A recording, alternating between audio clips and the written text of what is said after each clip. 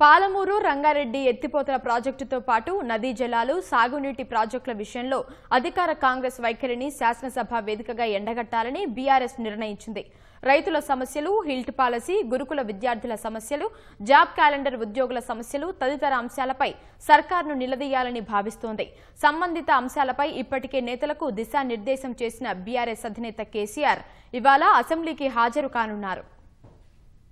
శాసనసభ సమావేశాల్లో అధికార కాంగ్రెస్ ను ఇరకాటంలో నెట్టడమే లక్ష్యంగా భారత రాష్ట్ర సమితి సిద్ధమవుతోంది. పాలమూరు రంగారెడ్డి ప్రాజెక్టుతో పాటు నదీ జలాలకు సంబంధించి పాలకపక్షం వైఖరిని సభా వేదికగా ఎండగట్టాలని భావిస్తోంది.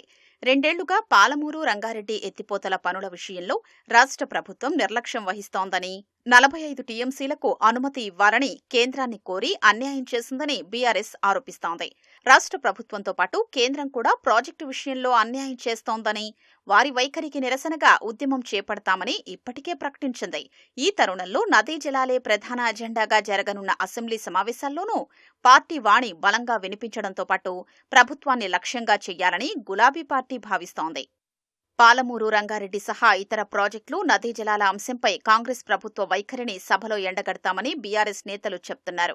రైతు బంధు, రుణమాఫీ, యూరియా తదితర రైతుల సమస్యలు, హిల్ట్ పాలసీ, గురుకులాల్లో ఫుడ్ పాయిజన్ ఘటనలు, జాబ్ క్యాలెండర్ ఉద్యోగుల సమస్యలు, ఫార్మాసిటీ, ఫ్యూచర్ సిటీ, హైడ్రా తదితర అంశాలపై సభలో చర్చించాలని డిమాండ్ చేస్తున్నారు. ఇదే సమయంలో తమకు తగిన సమయం ఇవ్వాలని బీఆర్ఎస్ ఎమ్మెల్యేలు కోరుతున్నారు. అధికారంలోకి రాకముందు ఎన్ని రోజులంటే అన్ని రోజులు అసెంబ్లీని నడుపుతామని చెప్పిన కాంగ్రెస్ ఇప్పుడు చాలా తక్కువ రోజులు సమావేశాలు నిర్వహిస్తున్నారని, 15 రోజుల పాటు శీతాకాల సమావేశాలు నిర్వహించాలని హరీష్ రావు డిమాండ్ చేశారు. అసెంబ్లీ సమావేశాల్ని 2 రోజుల్లో ముగించకుండా ప్రజా సమస్యలపై దృష్టి పెట్టాలని బీఆర్ఎస్ ఎమ్మెల్యే వివేకానంద గౌడ్ కోరారు.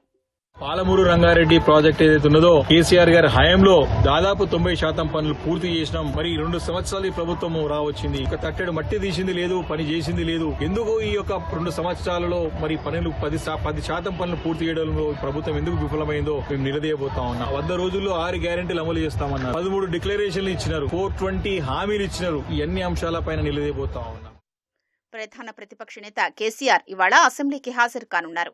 ఎర్రవల్లి నుంచి హైదరాబాద్ చేరుకున్న ఆయన మాజీ మంత్రులు హరీష్ రావు, ప్రశాంత్ రెడ్డి తదితరులతో భేటీ అయ్యారు.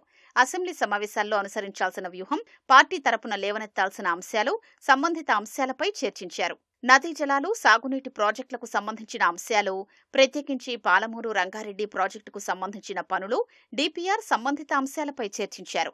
బీఏసీ సమావేశంలో ప్రభుత్వ తీరు, తదనంతర పరిణామాల ఆధారంగా సమావేశాలకు సంబంధించి తదుపరి కార్యాచరణ ఖరారు చేసుకుందామని నేతలకు కేసీఆర్ చెప్పినట్లు సమాచారం.